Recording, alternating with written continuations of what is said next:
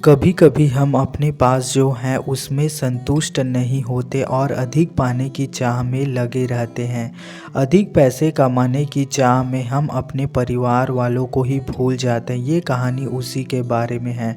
सेठ धनीराम एक धनी व्यापारी थे जो हमेशा पैसे कमाने में लगे रहते थे, लेकिन अक्सर अपने परिवार पर पर्याप्त ध्यान नहीं देते थे। उनकी पत्नी, जिनका नाम सुशीला था, उन्हें यह समस्या बार बार दिखती थी। वह कभी कभी अपने हवेली के सामने रहने वाले मजदूर मोहन और उसके परिवार की खुशी देखकर उल्हाना देती। तुम हमेशा काम में लगे रहते हो, तुम्हें न आपकी अपनी फिक्र है और न परिवार वालों की। मोहन के परिवार वालों को देखो, कितना खुशहाल है। इस पर सेठ धनीराम ने ठंडे दिल से जवाब दिया, मोहन कभी 99 के फेर में नहीं पड़ा, वरना इसकी सारी हंसी और मस्ती चली जाती। सेठानी ने पूछा, 99 के फेर का क्या मतलब है? सेठ जी ने कहा, तुम्हें अभी नहीं बल्कि अभी सभी समय आने पर सब समझाऊंगा।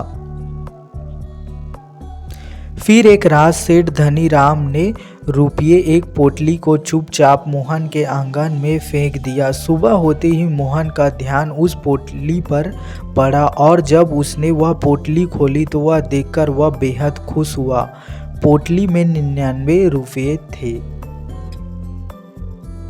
सभी परिवार वाले के सदस्य, बच्चों से लेकर बड़ों तक, उस पोटली के रुपयों को गिनने में लगे। सभी विचार करने लगे कि इसमें जो 1 रुपया कम है उसे भी कमाकर 100 रुपया पूरा कर लिया जाए। इस प्रक्रिया में सबने मिलकर मेहनत करके निश्चय किया और पैसे बचाने का संकल्प लिया। कुछ ही समय में 100 रुपया भी पूरा हो गया, लेकिन इच्छाएं और भी अपेक्षाएं और बढ़ती गई। अब मोहन और उसकी पत्नी और उनके बच्चे रुपयों को और भी बचाने के लिए व्यस्त रहने लगे। वे रात को सबसे देर आते और थके मांदे सो जाते, फिर सुबह फिर से काम पर निकल पड़ते। इस नियमित और मेहनती जीवन में उन्होंने मालिकाना विचारों से दूर कर दिया। अब वे अपने परिवार से वक्त बिता पा रहे थे और न ही हंसी मस्ती का आनंद ले पा रहे थे। एक दिन सब सेठ जी ने उनके इस परिवार के परिवर्तन को देखा तो उन्होंने सेठानी से कहा, इसे ही कहते हैं 99 का फेर।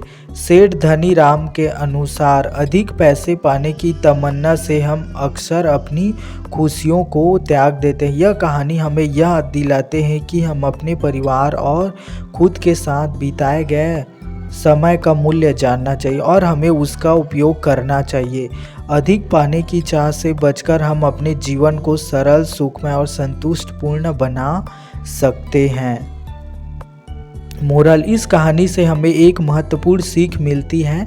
व्यक्ति को अधिक पाने की चाह बिल्कुल नहीं रखनी चाहिए। वास्तविकता, सुख और चैन जो हम